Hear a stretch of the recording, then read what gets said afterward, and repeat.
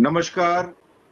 Welcome all to this special show with stalwarts of our Indian education fraternity. Professor Amar Gargji, Vice Chancellor, Shobit University, Professor J.K. Gargji, director Tribhuvan college Nalanda के साथ जुड़े हुए हैं. आपने doctor BC राय चौधरी साहब, chairman साइरड and आईआईजीएसटी, आप सभी को स्वागत है sir. So, dear friends and viewers, today is a really auspicious day for all the engineers and the technical people, as today is Vishwakarma Puja. So we know that Lord Vishwakarma is Guru and God of all the engineering and technology areas for we Indians and our fraternity. तो उसको प्रणाम करते हुए हम लोग पहले ये शुरू करते हैं. तो अमर जी, आपके बारे में हम क्या बताएं सर. ये तो हिमालय के आगे बैठने जैसा बात है हमारे लिए. जेनेटिक्स, प्रोटियोनोमिक्स, बायोटेक्नोलॉजी, माइक्रोबायोलॉजी, कौन सा एरिया नहीं है जो आपका रिसर्च और आपका स्टूडेंट काम नहीं किया है. 40 से ऊपर पीएचडी, 110 से ऊपर MPhil and others. So more than 100 odd research papers in international journals. So nothing like it.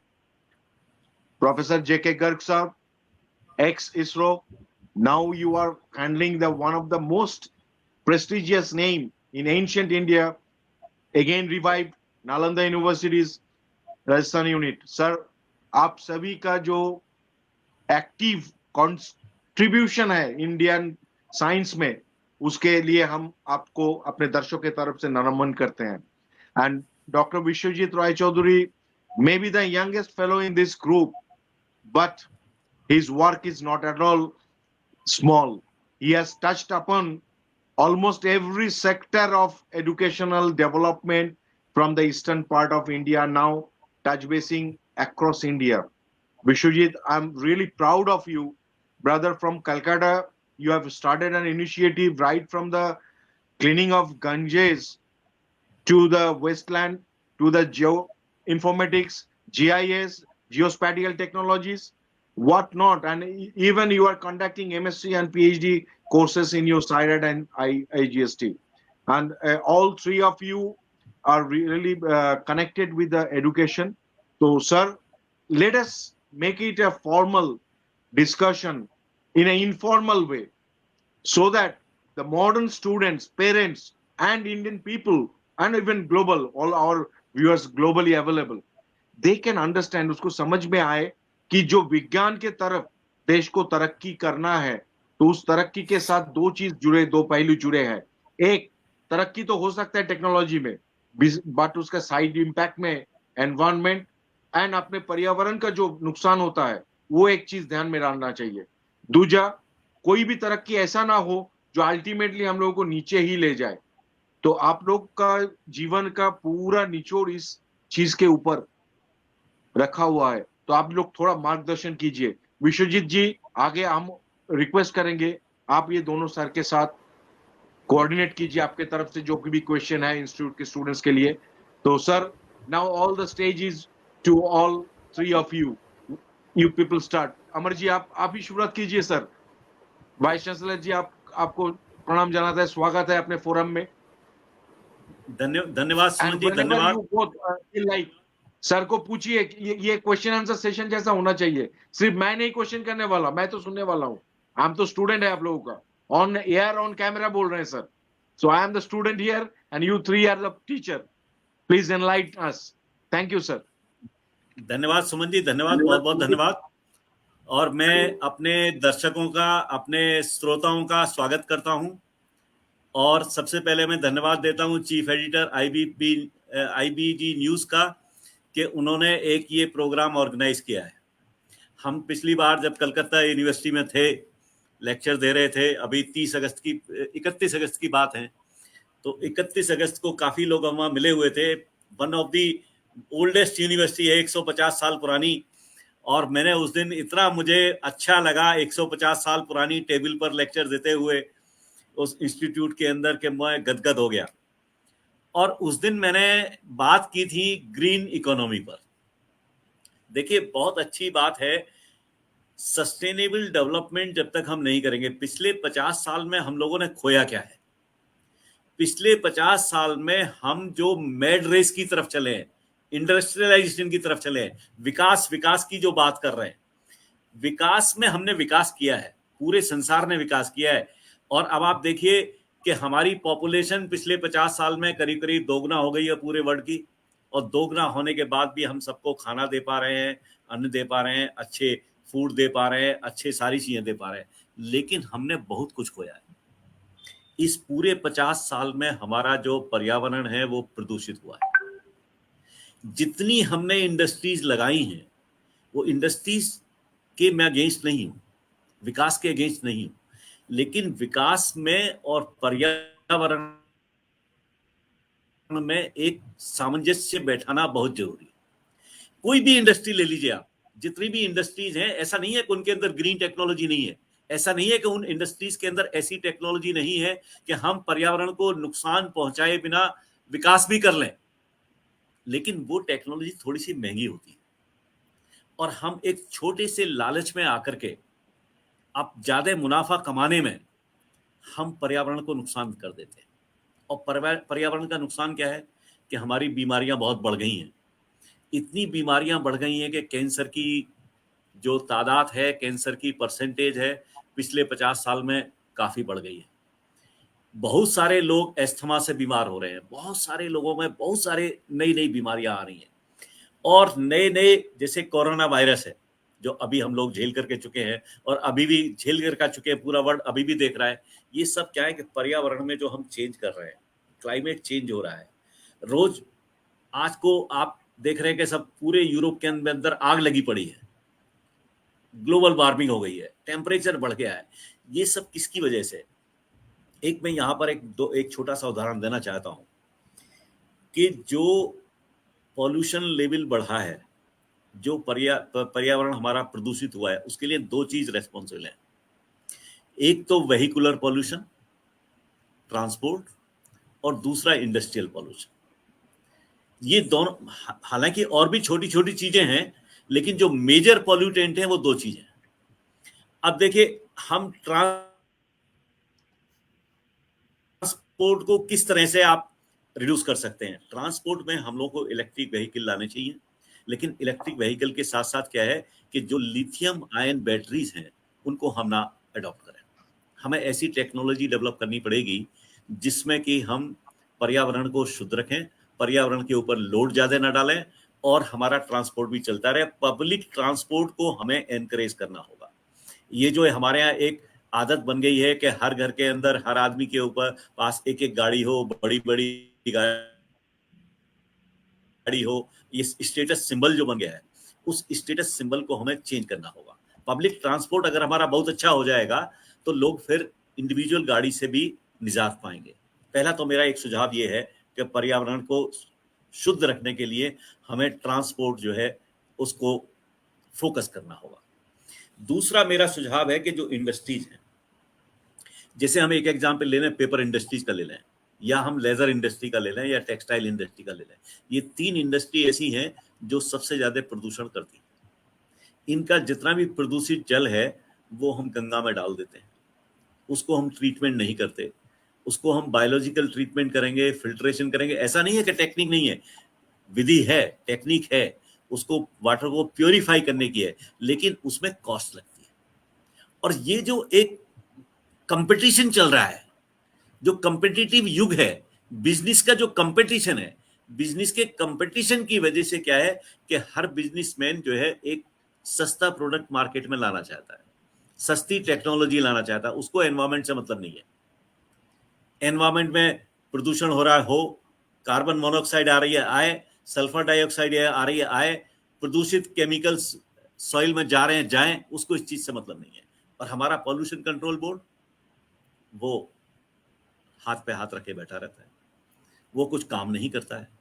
तो अगर हम इन दो चीजों पर फोकस कर लें, वेहिकुलर पॉल्यूशन और इंडस्ट्रियल पॉल्यूशन, तो हम पूरी समस्या का निदान। अब देखिए, मैं एक सबसे बड़ा एक्सपेरिमेंट जो पूरे वर्ल्ड में हुआ है, जो हम सब लोगों ने देखा है, नेचुरल एक्सपेरिमेंट, कोरोना पीरियड में। कोरोना पीरियड में आपने देखा कि गंगा का जल आपका शुद्ध हो गया, वायु आपकी शुद्ध हो गई, बायोडाइवर्सिटी आपकी वापस आ गई, एयर आपकी शुद्ध हो गई, हर आदमी बड़ा हैप्पी था। भाई क्यों?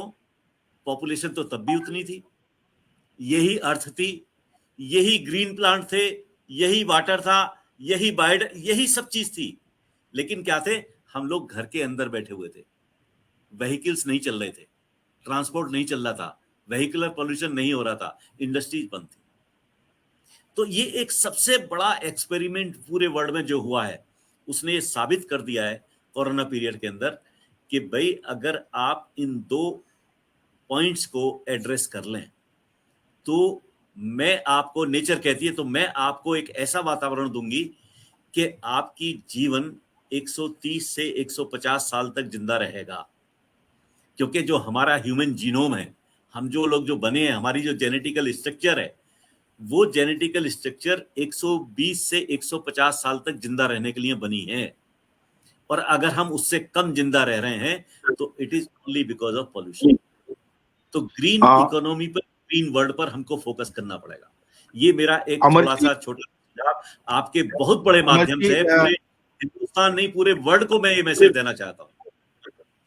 अमर जी, मैं सुमन मुंशी यहाँ पे आपको एक छोटा सा प्रश्न पूछना चाहते हैं। सर, आपने बहुत इम्पोर्टेंट एक बात बोली है कि 100 से 150 साल तक जी सकते हैं ह्यूमन जीनोम जो है, अपना जो डीएनए स्ट्रक्चर है।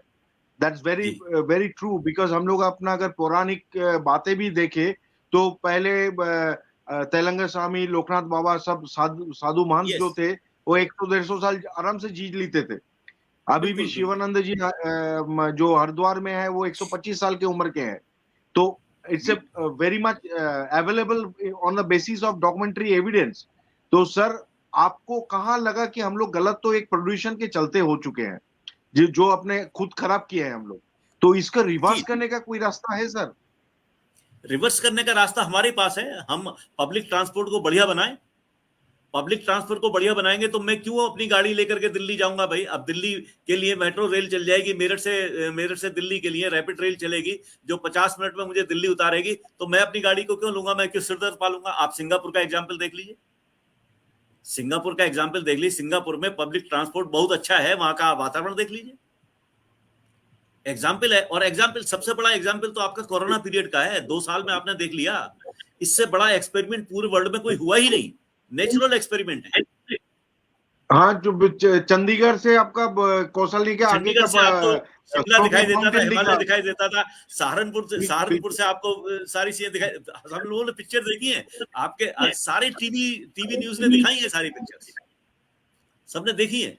तो ये एक इतना बड़ा एक्सपेरिमेंट था नेचर ने जो किया। बिल्कुल, नेचर ने जो किया उसने हमारी आंखें खोल दी हैं और हमको बिलीव करना ही पड़ेगा। वेरी ट्रू जी। तो मेरा यही एक सुझाव है सभी से।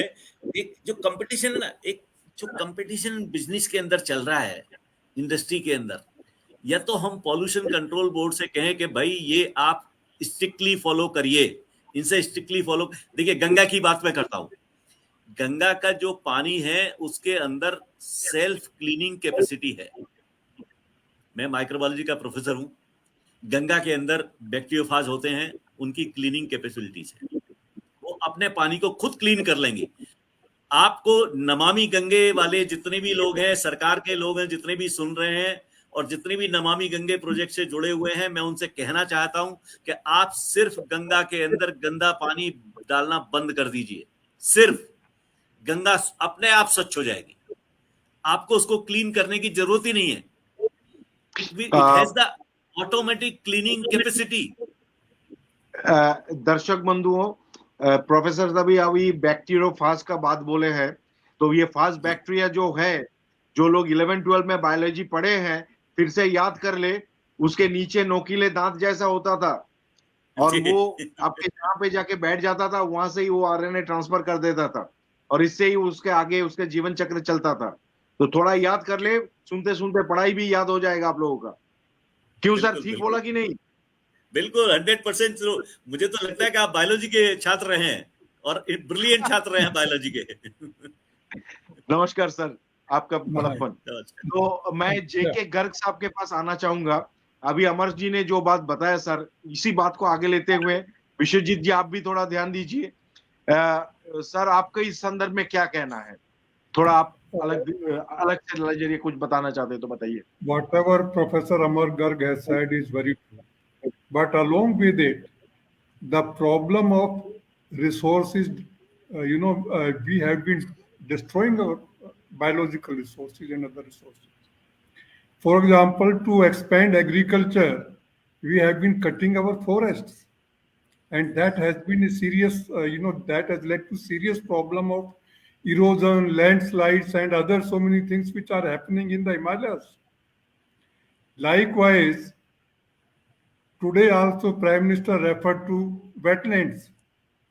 हमारे देश में शायद बहुत कम लोगों को ज्ञात होगा जो फर्स्ट साइंटिफिक इन्वेंट्री वेटलैंड्स की हुई थी वो मेरे उसमें हुई थी 1998 में, उसके बाद 2010 में हुई, उसके बाद अभी फिर से हो रही है. What is happening is that globally during the last 100 years we have lost about 80% of our wetlands. And if wetlands are not there, then the fury of floods, fury of cyclones, and our resources, whatever we are getting from the wetlands, like even makhana, what we get, so many other resources, what we get from wetlands. What Professor Amar Garg has talked about is industry. But more than this, there are problems of resources exploitation, which has been very unwise. Britishers used to cut our trees in the Himalayas and they will float it in the Ganga to, for laying of railway lines. And that has created a problem. So many of our wetlands, especially in the Indo-Gangetic plains. Let me tell you, you are speaking from Kolkata. Kolkata, West Bengal has the maximum number of wetlands in the country. This is one thing. Now, another thing is that besides our land resources and water and wetland resources, problem of oceans. Oceans drive our climate. There is global warming, there is sea surface temperature is rising. Our so many natural resources of the oceans like coral reefs, they have got bleached because of this and other, this thing. Our beaches are littered with so many things, all because of us. There is a famous saying, ocean doesn't keep anything with it. If you people have seen during the last couple of weeks, beaches in Mumbai and other places, they were littered with plastic bottles and all that. This is another thing. And one more thing about natural resources is eutrophication. Eutrophication means enrichment of nutrients. Due to our agriculture activities, nitrates and phosphates, they get into the waters, lakes, rivers, and all that, and they are spoiled because of that only. And the most important of all these is our biodiversity loss. We have to remember one thing, that if biodiversity or especially plants or phytoplanktons in the lakes and oceans, if they are not there, there will not be any life on this planet. So, and that is degrading at a very fast pace. So, dear friends and the students, sir अभी एक बात बोले phytoplanktons, इसका कितना महत्व है वो तो सर साइंस के बाद बताएंगे. मैं जो कलकत्ता से है, बंगाल से है, मछली खाने वाले जो शौकीन है, उन लोगों के लिए फाइटोप्लैंक्टन बहुत जरूरी है. मछली अगर ये नहीं मिलेगी उनको तो उसको पौष्टिक आहार नहीं मिलेगा, तो अपना मछली प्रॉपर प्रोटीन का चेन उनमें डेवलप नहीं होगा, और डेवलप नहीं होगा तो उसमें नैनो पार्टिकल खराबी के तौर पे प्लास्टिक जो अभी सर ने बताया वो उसके शरीर में जाएगा. In turn if you eat that fish that will come into your body. Even the pulmonologically, your alveoli will be impacted with these nanoparticles when you are smelling the plastic intoxicated air. So sir, जो बताए Very बहुत true. important बात है sir, Very मैंने true. सही बोला ना? Yes. And one thing more, there is a phenomena which is called biological magnification in the food chain and the food web. Suppose plants are there, or phytoplanktons are there. Then we go to herbivores like cows, rabbits, etc. Then we go to carnivores, and if we are whatever we are eating, suppose in the fish which is at the you can say top carnivore, in especially in the aquatic systems, they will have more heavy metals and other problems. And eating fish, especially for the people of Bengal, will be nightmare. East Kolkata wetland, the whole city is dependent on the fishery from this wetland. East, It's and kidney of I Kolkata, was, sir. yeah, Kidney of and Kolkata city. yes, and a fish has come. Actually, I'm not getting the name, and that is eating the other fishes, and that is again creating serious problems. So, as far as West Bengal is concerned, wetlands are very, very important. And Uh, if they are lost, if they are degraded, I remember in every courtyard there used to be a small pond for rearing of fishes, and sir, now they are. yes sir, Amar ji please, sir कुछ बोलना चाहते हैं. Professor JK Garg, आपने बहुत अच्छी बात कही है, वेटलैंड.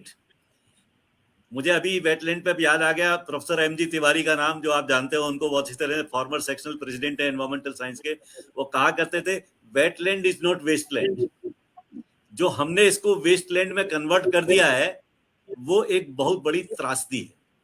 दूसरी बात प्रोफेसर जेके गर्ग, जो आपने कही बायोडाइवर्सिटी की, आज हम में से कितने लोग जानते हैं कि इंटरनेशनल माइक्रो ऑर्गेनिज्म डे भी है? आज नहीं जानते.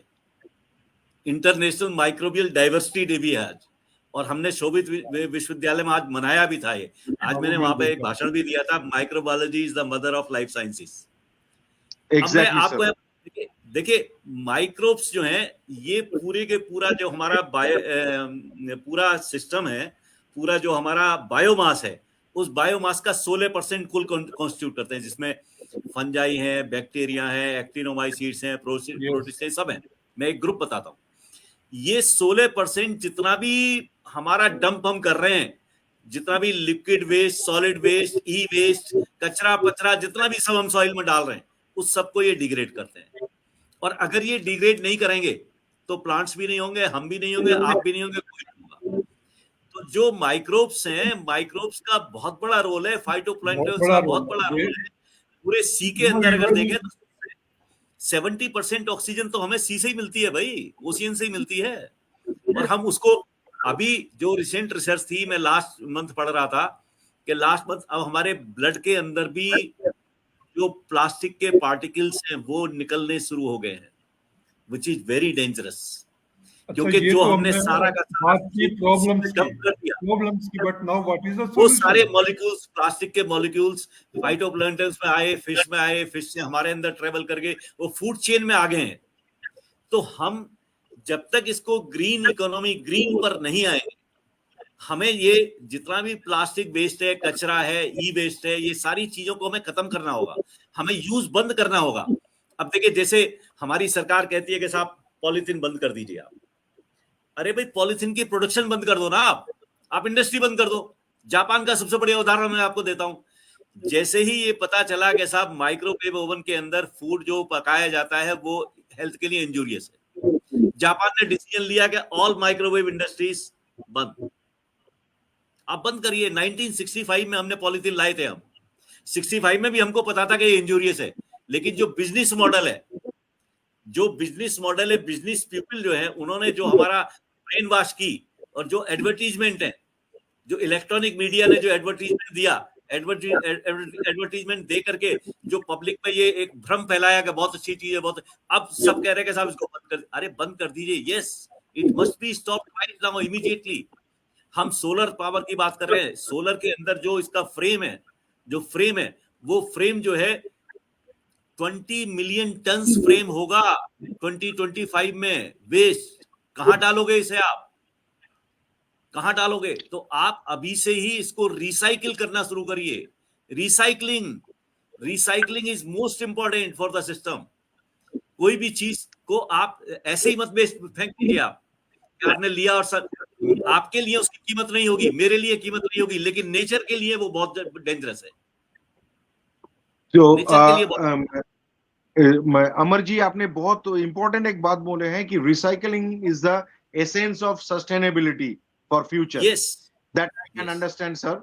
एंड जेके गर्ग साहब, आपसे बात हो रहे थे तो उस संदर्भ में हम एक चीज मेरे ख्याल में आ रहा है, विश्वजीत जी, आप तो एंटरप्रेन्योर भी है, तो आप लोग ये एक चीज क्यों नहीं गवर्नमेंट के पास प्रपोजल रखते हैं? हम अपने मीडिया की तरफ से तो जरूर रखेंगे, क्योंकि मैं ऑल इंडिया रिपोर्टर एसोसिएशन का वेस्ट बंगाल शाखा का जनरल सेक्रेटरी भी हूं।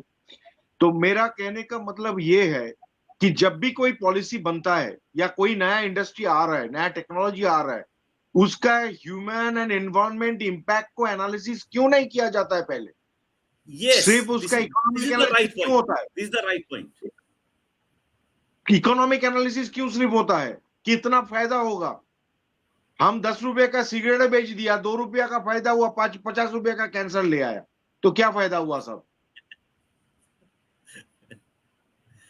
तो बात तो वहीं पे आ गया ना। अभी हम इसका मैं थोड़ा सा इसमें समाधान क्या है उसके बारे में बोलना चाहूंगा। हाँ, यदि आप बोलिए sir please. Actually, problems, there is a famous saying, problems may be very, very complex, but solutions are most of the times very simple. Yes As Amar was Absolutely. saying, that we should stop production of plastic. Now, how do we go about it? You know, various things have come, just now Professor Amar Garg was saying reuse. Now the concept of circular economy and Yes. recently even circular ecology has come. ये circular And ecology. Yes yes, circular ecology has come. And the thing is that whatever we are getting from the industry, that is not waste. Waste is a resource. And if we Yes. treat it like this, then there won't be any problem. Now, the problem is that whatever has been done to our ecology and environment, how do we bring the situation back to the near normal? And there comes the concept of ecosystem restoration. This decade, Professor Amar Garg, as you may be knowing, and Dr. Biswajit, that this decade is declared by UN as decade of ecosystem restoration.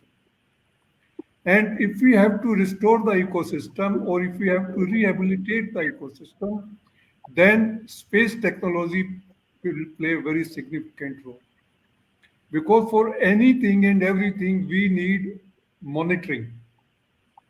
And it is not possible for us to do monitoring of each and every part of the land where water is there or ocean is there. So the satellite technology has to come into play. Let me tell you, even for trophic state of any big lake or this thing, we can get information from satellite data about its transparency, turbidity, and its trophic state. It is possible, and we keep on monitoring, and that is how we have to bring back the ecosystem to its proper functioning. And there also there are two processes: biodiversity and the processes. Processes means photosynthesis, respiration, carbon sequestration, and things of that kind. And it is possible. Techniques are available, and it is possible to restore or rehabilitate our ecosystems, whether they are forests or wetland or oceans to their, if not pristine glory, so at least we start getting from them the ecosystem services. When I say ecosystem services, supporting really appreciate sir your views. supporting services are most important because they support other services like provisioning services or moderation of climate change, etc. And for sustainable development to happen, all these things are very, very essential. Uh, and we can keep on discussing about it. But my issue is that since I've been working in this area for the last more than 45 years, that students have to learn, especially that they should not spoil the earth surface at all. They should not throw their waste. Actually, let me tell you, once I was driving in Delhi itself, Moti Bagh, some gentleman in the 40s threw his plastic bottle just on my bonnet. You know, that is the kind of thing we have. So what I say is that, as Professor Amar Garg was saying, that as far as industries are concerned, stop the pollution at the source. And as far as ecosystems are concerned, there are ways to restore them, to rehabilitate them, so that we keep on getting perpetually. And sustainable development means we keep on getting the things perpetually, लगातार सतत वो चीजें मिलती रहें, and that is sustainable development, green economy, and in the case of waters, it is called blue economy. So these are the things which we have to concentrate in our education system. Sir, आप ही को बात को आगे लेते हुए मैं doctor Vishwajeet के पास आना चाहूंगा। विश्वजीत जी, मैं इसलिए ही वेट कर रहा था कि सलामी बल्लेबाजों का इनिंग्स देखने के बाद तो हम लोग वन डाउन में अपना नया बल्ले खिलाड़ी को लाना चाहते थे। तो सर, आपने पिछले दिसंबर को एक बहुत बड़ी बात की है वेस्ट बंगाल में, जो इंटरनेशनल रिवर कांग्रेस किया था आपने। Yes yes. And international river Congress is, and हम लोग भी उसमें पार्ट थे आपके। So I really appreciate your CIRAT for giving this opportunity and bringing these two stalwart into this show. तो सर, रिवर को लेके आपका बहुत सारे काम है, मैंने खुद देखा है आपके साथ जुड़ते हुए। तो सर लोग अभी यही बताएं कि आपका बैक्टीरियोफाज वापस आना है गंगा में, आपका रिवर इकोलॉजी को वापस करना है एंड वेटलैंड इकोलॉजी को वापस करना है। तो सर, आप एक बहुत बड़ी चीज चला रहे हैं, geospatial technology, GIS related technologies, so that people can understand the value of information and the geography and ecology, everything. तो आपको क्या views है सर इसमें? थोड़ा हम लोग बताइए. You can explain your thoughts here. First of all, Suman, Mr. Munshi, I am really thankful to you for organizing such a wonderful talk show or panel discussion.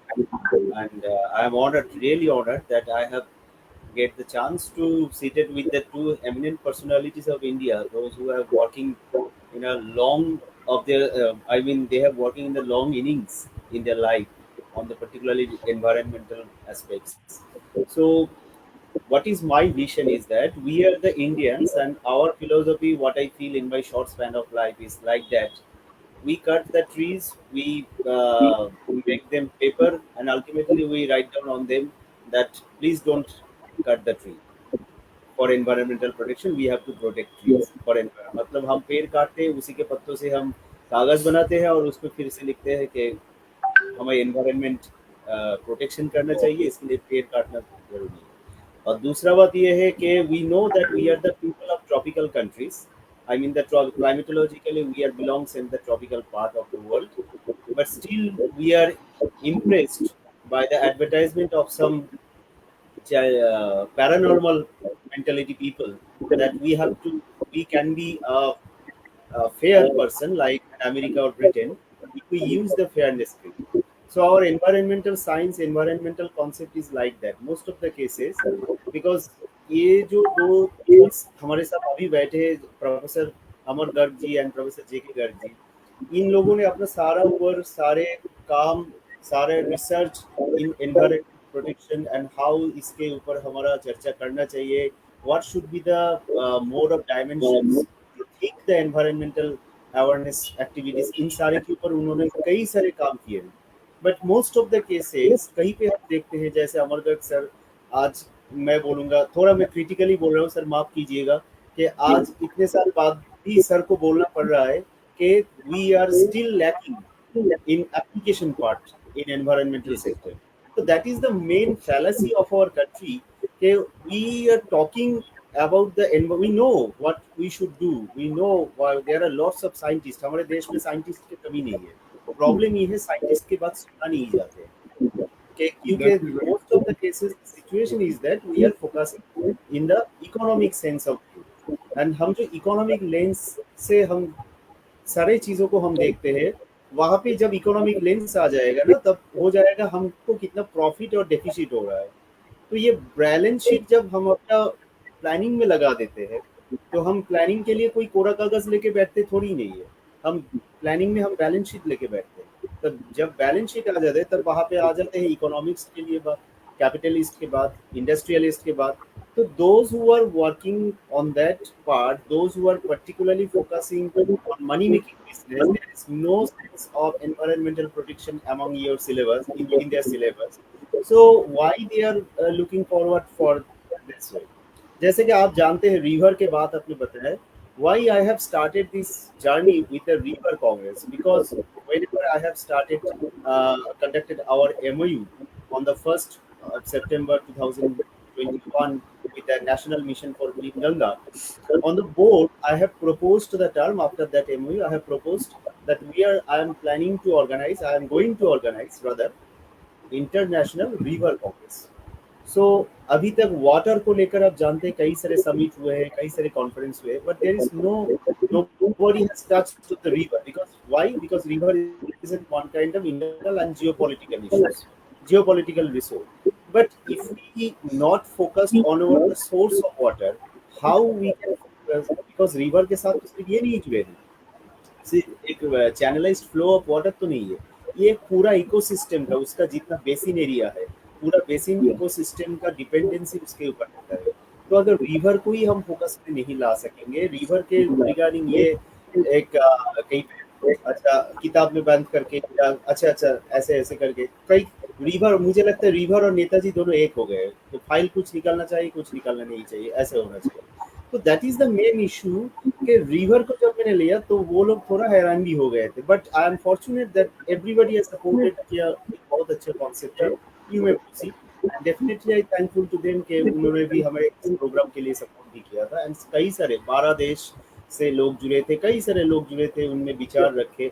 उसका एक रिपोर्ट हमने तैयार किया, हमने वो मिनिस्ट्री के साथ साथ PMO में भी हमने भेजा था.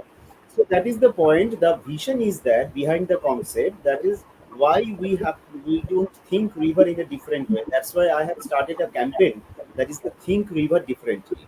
And on that campaign, we have on the August note of 75 Azadi Ka Amrit Mahotsav, we have also started another initiative that is the 75 Urban and River Dialogue. Because most of the cases, urban sectors are related with the river sector. And if we consider or if we compare between the rural and urban sector, so we can find most of the problems, social and economic and environmental problems, are related with the urban sectors rather than the rural sector. And that is the issue. I have to focus through our different initiatives or different intellectual dialogues. And river, you will be happy to know now this concept is become so much popular today. SAARC countries is also looking forward to connect with us regarding this issue, and they would like to connect SIAD in their platform. So that is the point. जो sir ने अभी बताया, अमर Garg sir ने बताया, जेके Garg sir ने बताया. मैं और एक पॉइंट जेके गर्ग सर के साथ 100 नहीं 200% सहमत होकर बताऊंगा कि हमारा जो एनवायरमेंटल कॉन्शियसनेस, रिसोर्स अवेयरनेस, ये जो सारे कॉन्सेप्ट है, ये सारे कॉन्सेप्ट जब तक एजुकेशन सिस्टम में नहीं आएगा और उसको सही तरह से, सही ढंग से नहीं पढ़ाया जाएगा, तब तक भी ये जाहिर सी बात है, क्योंकि आपका और मेरा ये बातचीत करने से कोई फायदा नहीं होगा. कुछ लोगों के अंदर को समझ में आएगा, कुछ लोगों, मैक्सिमम लोगों को नहीं आएगा. ये पकड़ के यही चल रहा है. बट स्टिल एजुकेशन सिस्टम में आप देखिए एनवायरमेंटल साइंस ये कब आया है? बहुत साल बाद, और वो भी इन जैसे लोगों के बोलने के बाद आया है. So that is our main issue कि हमारा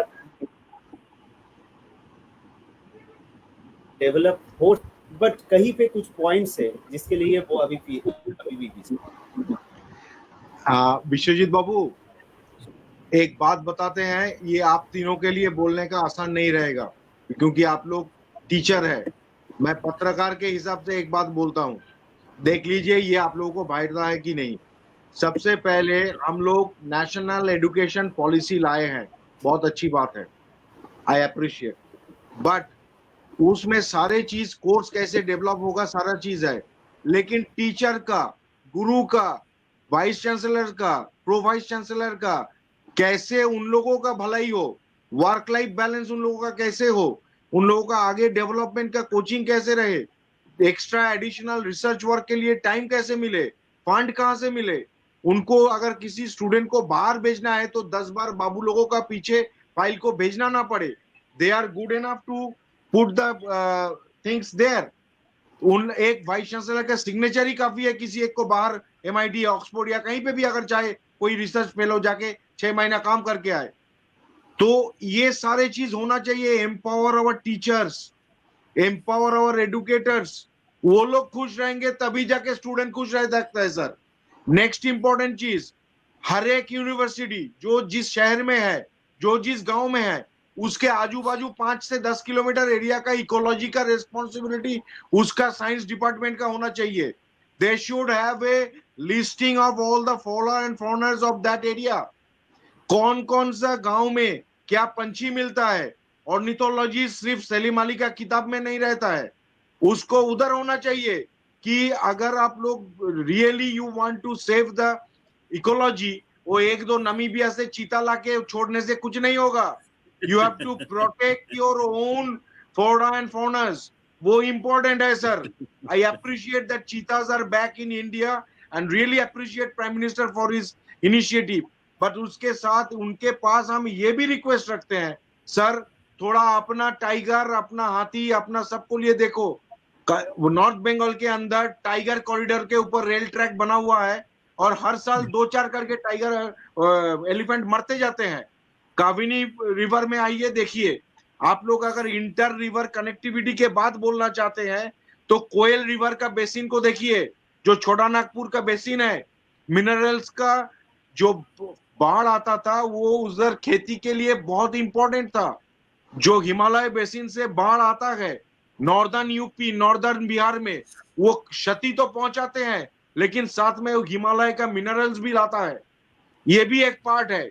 आपको इस डेवास्टेशन को कंट्रोल करना है लेकिन पॉजिटिवली कंट्रोल करना है। प्लानिंग ऐसे होना चाहिए कि जो आपका ज्वालामुखी है उसको, एनर्जी को अपने ऊर्जा में बदलिए, उसको आप तबाही में ना डालिए। तो हम लोगों का जो एजुकेशन सिस्टम है, मैं समझता हूं वो purely it should be run by the educators, there should not be any political interference.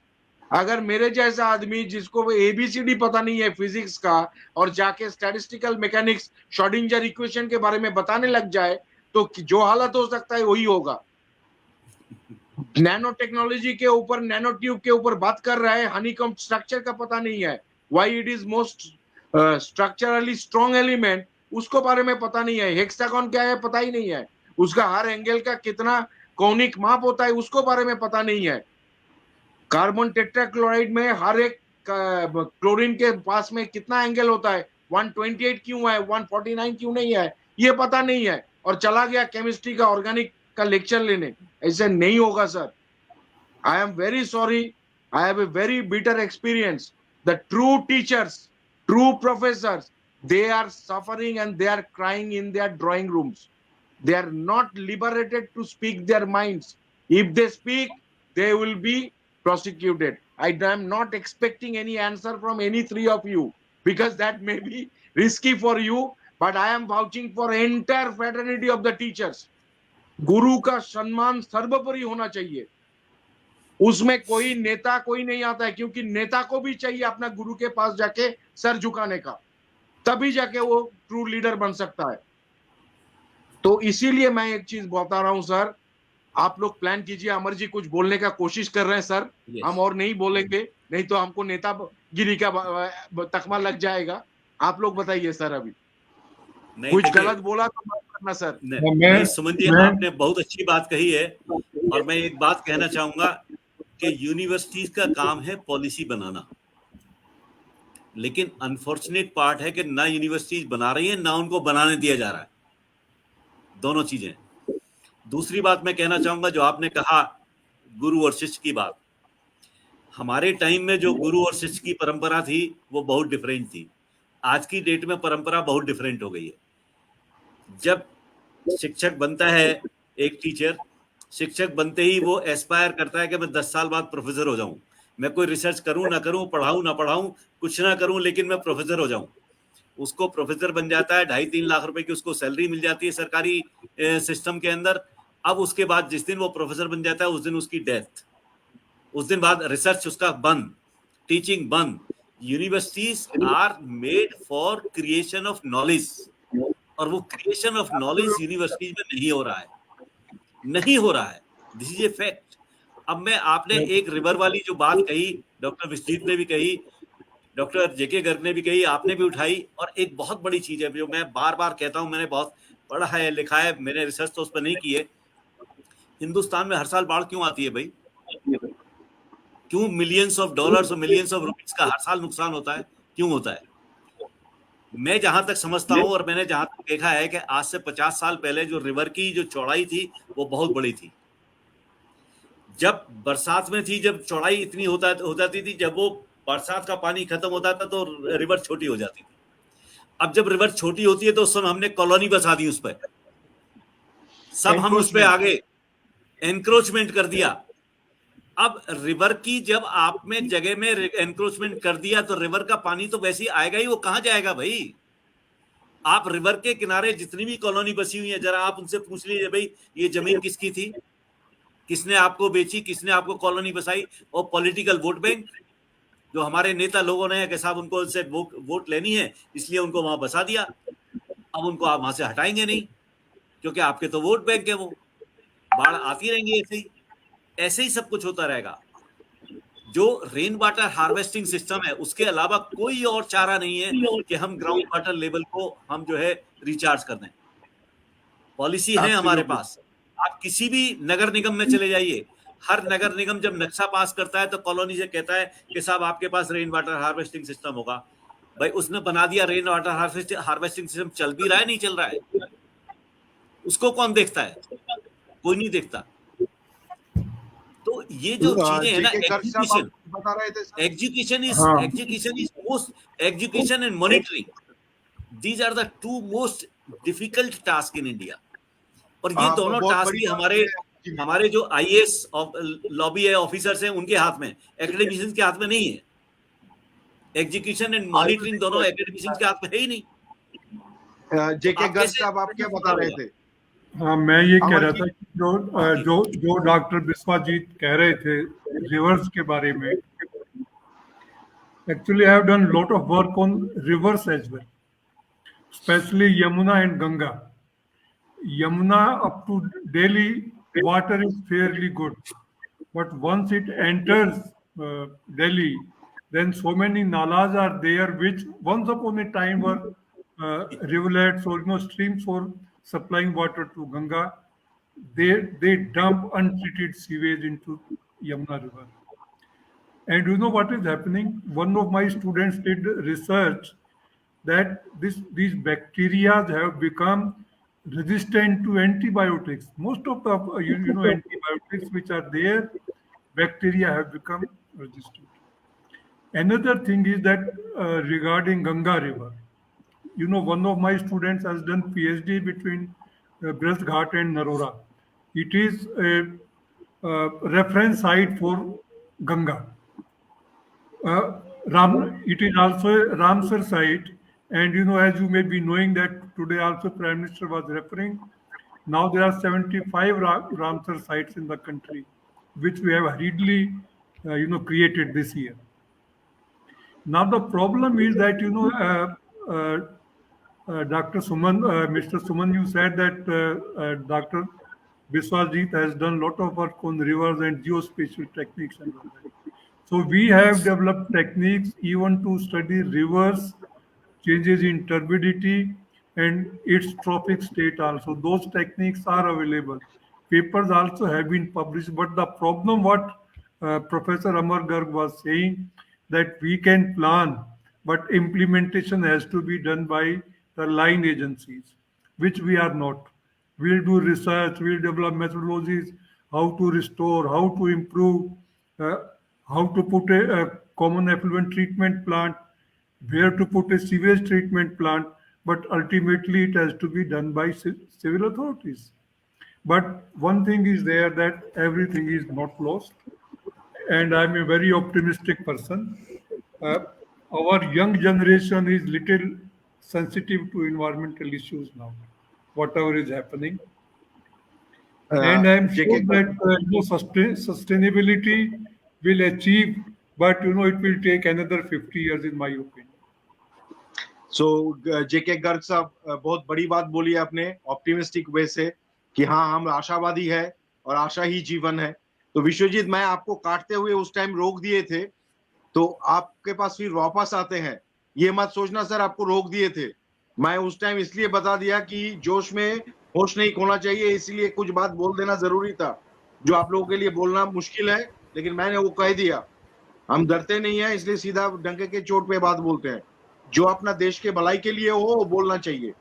और आई होप बिल्कुल constitution has given me the right to speak my mind freely under the free constitution. Yes. तो आप बताइए sir, Vishwajit ji. Sir sir पहले तो आप जानते हैं मैं सुनने में ज्यादा पसंद करता हूँ बोलने से ज्यादा, but whatever you are talking just now के बोल सिर्फ आप ही सकते हैं वैसा भी नहीं है, हम लोग भी बोल सकते हैं। And whatever the point you have chosen today, that is the green world, green economy, sustainable future for all. And actually in case of the educational system, as I मैंने शुरू में ही एक क्रिटिसाइज मोड पे ही शुरू किया था, आपको भी आपने भी सुना एंड बाकी जो लोग हैं वो भी एग्री करेंगे। And that is the point, the education system, until and unless they see, I am first of all I am an educationist, after that I am an academic entrepreneur. So because I thought whatever I have learned, क्योंकि टेगर जी ने बताया था उसके किताब में कि आप जो सीखे हो उसको अगर काम में नहीं लगाए, वो अगर दूसरे के काम में नहीं है तो आपका शिक्षा शिक्षा नहीं है। So that is my thought. Whatever I have feel from my 14 years teaching experience in my college, but still most of the professors, most of the teachers, अभी जो अमर गर्ग सर ने भी बताया, मेरे बात पे ही वो एग्री किए कि whenever they become, they are only focused on their promotions. Very few of them are focused for the social development or the student development. See, now the world has changed and we can't protect them. We can't protect these kind of changes. 4G से 5G आएगा, 3G नहीं आया जाएगा। तो हमें 4G के 5G के होने के लिए हमारे स्टूडेंट को भी काबिल बनाना पड़ेगा। So it's not only about the concern of environment, it's not only about the matter of environment only, because sustainable term आपके जो brochure बनाए वहाँ पे sustainable term है, sustainable in case of every sectors, and in case of sustainable development there are 17 goals and education is one of them. Yes. And if you think that if Confucius ने एक बात बताया था, आपको भी याद होगा कि अगर किसी देश को तोड़ना है, उसके एजुकेशन जो एग्जामिनेशन हॉल है उसमें आप नकल करने दो, तो वो अगर नकल करेगा तो वहाँ पे जो डॉक्टर बनेगा वो गलत इंजेक्शन देगा, जो इंजीनियर बनेगा वो रॉन्ग ब्रिज बनाएगा, जो एनवायरमेंटलिस्ट होगा वो उल्टा सीधा प्लानिंग करेगा, जो इकोनॉमिस्ट होगा वो देश का इकोनॉमी वैसे ही गिरा देगा। तो that is the core house, it is the kitchen. अगर खाने में कोई भी ये हो जाए, मतलब कोई भी गलती हो जाए, तो पूरा फैमिली का पेट खराब हो जाता है, वो हॉस्पिटलाइज भी हो सकता है, मर भी सकता है। तो educational institution is the kitchen of society, and we have to protect in that sense. We have to think, we have to design, we have to plan in that sense how educational institution can be a social beneficial aspect. क्योंकि हमारा काम नहीं है job दिलाना, हमारा काम है job के मुताबिक बच्चे को तैयार करना, हमारा काम है वो सही ढंग से सोच सके, प्लानिंग कर सके। जो मैं अपना बात ही, अपना जो कॉन्सेप्ट, मेरा फिलोसफी है, मैं वही शेयर कर रहा हूँ। मैं भी कोई उसमें डिफर कर सकता है, but what I feel, number 2 point, educational institution should be political free. कोई भी झंडा, कोई भी political person, there should be no existence in any education institution, in any managing committee of educational institution should be focused, should be channelized only by the educationist. And there will be, I am also differ another concept, that is the student union in education institution. Student का जरूर बात होगा, उनका जो demand होगा वो आप grievance cell में रख के उनके साथ ठीक ठाक से, जब कोई भी पॉलिटिकल झंडा आ जाता है स्टूडेंट यूनियन के अंदर, it actually create a mess and it actually hampers the educational ecosystem. So sustainability तभी आ सकता है जब we can focus on education sector. But most of the cases, we are unfortunate that there are the prime universities and educational institutions in our country. Their one room is kept particularly for the student union. In any party, मैं कोई party का बात नहीं कर रहा, कोई team का नहीं बात कर रहा, बट दिस इज द. आप फॉरेन में जाइए, वहाँ पे कोई यूनिवर्सिटी में, सुमन जी आप भी बाहर गए हैं, बाहर के कंट्री में, और मैं जानता हूँ जेके गर्ग सर, अमर गर्ग सर दोनों भी बहुत सारी इंटरनेशनल कंट्री का विजिट किए हैं. तो मुझे एक बात आप लोग बताइए, कहीं भी कोई फॉरेन यूनिवर्सिटी में आप कोई स्टूडेंट यूनियन रूम या कोई रूम आप देखें, कोई झंडा देखें, they are only focus. Even जो लाइब्रेरी होते हैं वहाँ पे, वो लाइब्रेरी भी पिन ड्रॉप साइलेंस रहता है. वहाँ पे अगर कोई एक पेन भी गिरा देते हैं, लोग डिस्टर्ब हो जाते हैं, एक शीट बोलते हैं. तो दैट इज द पॉइंट. हम अपने सिस्टम को किस तरह से लेना चाहते हैं, वो हमारा पॉलिटिशियन को, हमारा प्लानर्स को ही डिसाइड करना पड़ेगा. और जिसका जो रोल है, अगर डॉक्टर्स का काम है, आप टीचर को बोलेंगे करने के लिए, तो वो गलत इंजेक्शन ही देगा. गलत, डॉक्टर्स का काम डॉक्टर्स को ही करना पड़ेगा. हॉस्पिटल को डॉक्टर्स के हाथ में ही छोड़ना पड़ेगा. वहाँ पे आगे जाके और जो विद्यालय है, हमारा कॉलेज है, स्कूल है, वहाँ पे हमारे टीचर्स के हाथ में ही देना पड़ेगा. अगर मैं डॉक्टर्स की जगह चला जाऊँ या सचिन तेंदुलकर हमारे जगह आ जाए, यहाँ पे एजुकेशनल इंस्टीट्यूशन में वो क्रिकेट ही खेलेगा, और हम तो क्रिकेट के मैदान में कागज कलम लेके रिसर्च एक्सपेरिमेंट ही करते रहेंगे. सो दैट विश्वजीत जी, मेरे पास सॉल्यूशन है. मैं जेके गर्ग सर का एक बात को उधार लेके बात बोल रहा हूँ कि प्रॉब्लम कितना ही बड़ा क्यों ना हो, सॉल्यूशन आसान है. सिंपल सा बात है. कोई भी बाबू का आईएएस आईपीएस जो भी है नेता, उसको बच्चे को बाहर वाला यूनिवर्सिटी में भेजना ही नहीं है.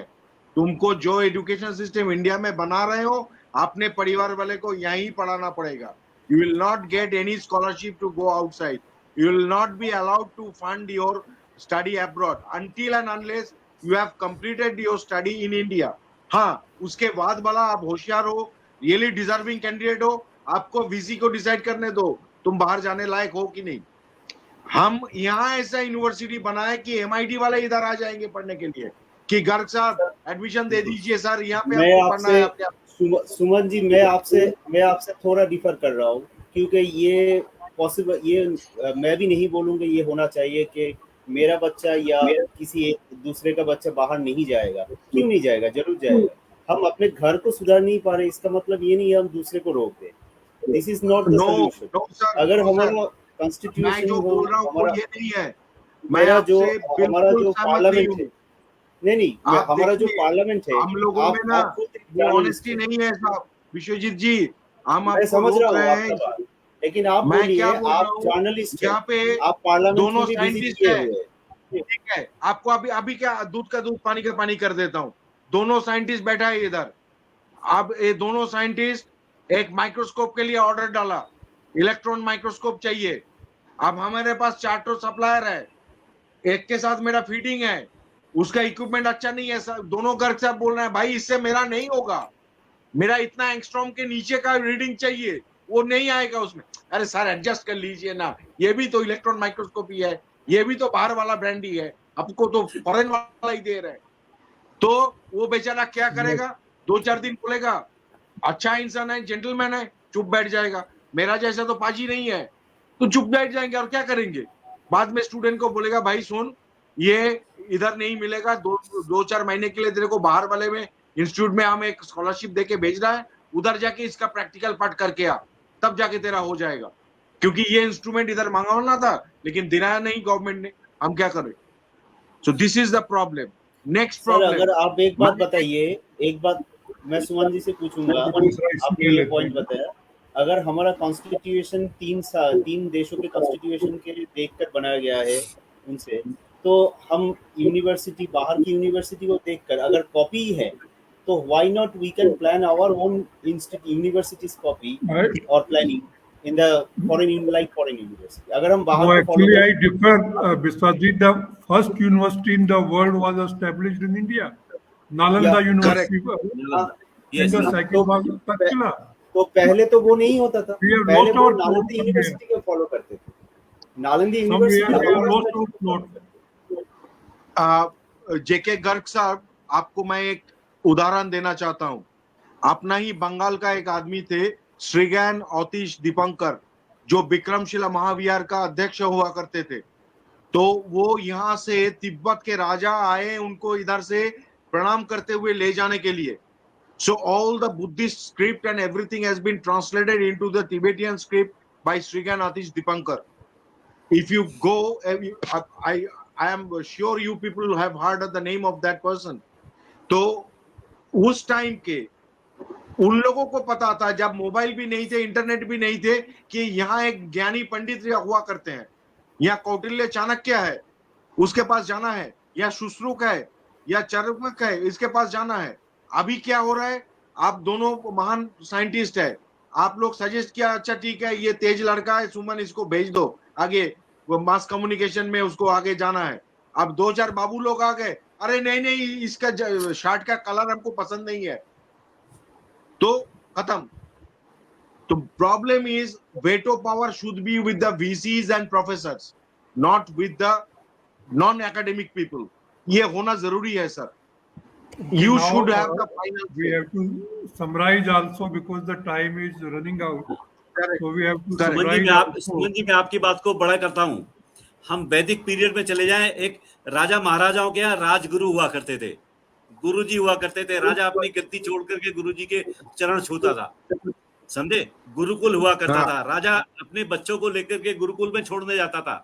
यहाँ अब सिस्टम उल्टा हो गया, और उस उल्टे सिस्टम की वजह से, क्योंकि बुद्धिमत्ता जो है, इंटेलिजेंस जो है, वो अब जो है गुलाम हो गई है, इसलिए हम वो शिक्षा का माहौल नहीं बना पा रहे हैं। हम बात तो करते हैं कि हम विश्वगुरु बन जाएंगे, विश्वगुरु बन जाएंगे, बहुत अच्छी बात, बन जाएंगे, बहुत अच्छी, लेकिन विश्वगुरु का माइंडसेट, अब जैसे मैं जेके गर्ग ने कहा सस्टेनेबल डेवलपमेंट, आप सस्टेनेबल डेवलपमेंट के ऊपर कोर्स करने के लिए हिंदुस्तान का आदमी ऑक्सफोर्ड यूनिवर्सिटी, कैम्ब्रिज यूनिवर्सिटी वहां चला जाएगा। हमने अभी नालंदा यूनिवर्सिटी का जो रिसर्च सेंटर खोला है नीमराणा के अंदर, उनसे बढ़िया सिलेबस है हमारा, उनसे बढ़िया हमारी स्ट्रक्चर है, लेकिन जब हम बात करते हैं कि हमारे यहाँ दाखिला लीजिए, तो वो यहाँ नहीं आएगा, तो यहाँ कहेगा साहब ऐसा कोर्स है, हमें पता ही नहीं है इसका। तो सवाल क्या है कि जो हमारे एक माइंड सेट है कि विदेश में जो भी चीज है वो अच्छी है, हिंदुस्तान की जो भी चीज है वो खराब है। जब मैं सबसे पहली बार विदेश से आया था 82-83 के अंदर, तो 82-83 से पहले भी मैं ही था हिंदुस्तान में। उससे पहले मुझे पता है मेरी वक़्त क्या थी, और जब मैं इंग्लैंड से आया 1 साल पढ़ाई करने के बाद, तब मुझे पता है मेरी वक़्त क्या थी। मैं उसी कॉलेज के अंदर, वही मेरी पोजीशन थी, और वही शिक्षक थे मेरे साथी, वही मेरे स्टूडेंट्स थे, लेकिन मुझे बहुत अच्छी तरह से पता है कि 1 साल पहले मेरी पोजीशन क्या थी, मेरी रेपुटेशन क्या थी, मेरी स्टैंडिंग क्या थी, मेरा सोशल स्टेटस क्या था, और 1 साल बाद जब मैं इंग्लैंड से आया तब मेरा सोशल स्टेटस क्या था। तो हमें फॉरेन की स्टॉक चाहिए, जो माल बाजार में खरीदते हैं ना, अगर उसमें मेड इन इंडिया लिखा हुआ है तो हम नहीं परचेज करेंगे। मेड इन जर्मनी लिखा है, मेड इन यूएस लिखा है, तो ले आओ भाई, क्या है, ले लीजिए। माइंडसेट हमें चेंज करना पड़ेगा। Things are changing, Professor Amar. Now things are changing. Indian things change are हो रही also. है, लेकिन अभी चेंज थोड़ा स्लो है। और जैसे सर, सुमन मैं भाई ने फिर भी बता रहा हूँ। एक वार्ता रखी है, इस तरह की वार्ता अगर बाकी टीवी चैनल भी करेंगे, इंस्टीट्यूट ऑफ के वो एडवर्टाइजमेंट पे अपना टाइम लगाएं और वो सब चीजों पे, तो इस तरह की जो वार्ता होंगी तो हम पब्लिक को बता पाएंगे और पब्लिक उसको समझ पाएगी। तो इस तरह की वार्ता जो है ये बहुत इंपॉर्टेंट है, और टीवी चैनल्स को, इलेक्ट्रॉनिक चैनल्स को इस तरह की वार्ता पे जो वैज्ञानिक है, साइंटिस्ट है, उनके साथ वार्ता करनी चाहिए, इंटरेक्शन करानी चाहिए। जेके सर को सपोर्ट करके मैं बोल रहा हूँ, मैं खुद एक्सपेरिमेंट कर चुका हूँ। Right now the things are changes, मतलब अभी लोग इंडिया के तरफ फोकस कर रहे हैं, इंडिया क्या सोच रहे हैं उस पर फोकस कर रहे हैं। चेंज हो रहा है, लेकिन अभी चेंज थोड़ा स्लो है, ये चेंज फास्ट होगा। अगर सुमन भाई ने जिस तरह से ये प्रोग्राम आज का ऑर्गेनाइज किया, इस तरह के और भी चैनल्स करने लगे, डेफिनेटली तो लोगों के दिमाग में माइंडसेट चेंज होगा, क्योंकि हमारा चर्चा का विषय, मैं आप लोगों से भी बताऊंगा आज, जैसे सुमन जी ऐसे करते हैं, वो बहुत ही डायनेमिक रिपोर्टर है, मैं देखता रहता हूँ उनका जो काम वगैरह, बट मैं कोई बायसनेस होकर नहीं बोल रहा हूँ, बस ये बोलना चाहूँगा कि ऐसे वार्तालाप होना चाहिए, ऐसे टॉपिक के ऊपर डिस्कशन होना चाहिए जो ज़्यादातर न्यूज़ मीडिया नहीं करते, क्योंकि अगर टीवी खोलेंगे तो पॉलिटिकल डिस्कशन ही होते, इंटेलेक्चुअल डिस्कशन कहाँ पे होते। इंटेलेक्चुअल डिस्कशन हम लोग करते हैं जब कोई सेमिनार वगैरह करते हैं, और मैक्स सेमिनार में भी कुछ लोग हमारे जैसे ही कुछ लोग खाने के लिए आते हैं रादर देन रिसर्च के ऊपर। तो अगर हम इसके ऊपर चर्चा बढ़ाए, और हम जैसे अपने साइट की तरफ से कोशिश कर रहे हैं, आप भी आपने सोवियत यूनिवर्सिटी को बहुत आगे लेके गए हैं, आपके इस रिस्पॉन्सिबिलिटी जो है आपके वहाँ पे वाइस चांसलर के, एंड मैंने जितना जेके गर्ग सर के भी प्रोफाइल देखा, बहुत ही अच्छे इनिशिएटिव वो कर रहे हैं। तो आप जैसे लोग, हम जैसे लोग थोड़ा थोड़ा कोशिश करते देखते हैं, hopefully we will reach the sustainability fact. नहीं पर क्या होगा, बात विश्वजीत जी, It will happen. होगा, निश्चित रूप से होगा। जब विश्वजीत जी, positive लोग आके बैठेंगे तो अमर जी निश्चित रूप से और होगा, जेके साहब, एक वातावरण बनेगा तीनों पॉजिटिविटी को का। मैं आप तीनों गुरु को मैं ऑन कैमरा एक बात बोल रहा हूँ, जिस दिन जब भी आपको चाहिए कि सुमन जी हमको एक प्रोग्राम करना है साइंस के ऊपर, स्टूडेंटों के लिए, देश के लिए, हम मिडनाइट में भी प्रोग्राम करने के लिए रेडी है सर, जवान देते हैं, जब तक सांस है हम आपके साथ चलने वाले हैं। So nice of you, and will be in touch. God bless you all. तो मैं समराइज करता हूं आप तीनों का जो बात अभी हुआ। First of all, for the sustainability, keeping the environment in mind and impact on environment, society, human and the animals, birds, whatever, living beings, microbes, bacteria, all biomasses has to be there. Number two, we cannot call it a development until it is 100% proof that it is not doing any harm. At least Yes. harm within a controllable effect. ये होना चाहिए। अगर uncontrollable हो जाए वो नहीं होना चाहिए। That is not a development.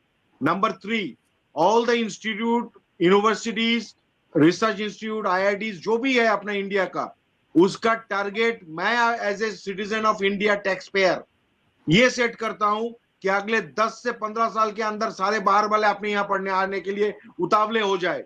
इतना अच्छा एनवायरनमेंट हम लोग देंगे। कौन हमको दे रहा है सोचना नहीं है, हमारा पार्ट का काम हम सही करें। एज ए मीडिया हम बोलते रहेंगे, एज ए टीचर आप लोग भी पढ़ाते रहिए सर, और जरूर आप लोगों के थ्रू होगा। Number 4, students, this is for you very important. अपने गुरु को सर्वोच्च इज्जत दीजिए। गुरु को इज्जत देंगे, रेस्पेक्ट देंगे तो कई गुना डिविडेंड बन के आएगा वो आप ही के पास। आप गुरु का हंसी मजाक मत उड़ाइए। एक आदमी जो प्रोफेसर बन रहा है, उसका कोई भी प्रोफेशन में जाने के लिए वो एलिजिबल था, फिर भी वो ये चूज किया क्योंकि उसको पढ़ाना अच्छा लगता है। कहीं ना कहीं हो सकता है 10-20% ऐसे भी आ जाते हैं जिसको कमाने के लिए, पढ़ाने के लिए आया है, लेकिन most of them till today good people want to teach you to develop the next generation. उसका इज्जत कीजिए। Utilize your education time properly.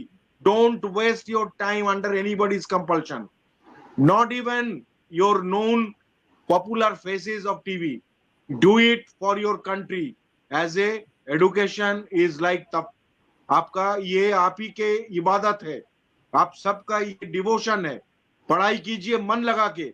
आप जूता भी अब सिलते हैं तो दुनिया का नंबर 1 कॉबलर होना चाहिए कि सारा दुनिया जूता सिलने के लिए आपके पास पहुंच जाए।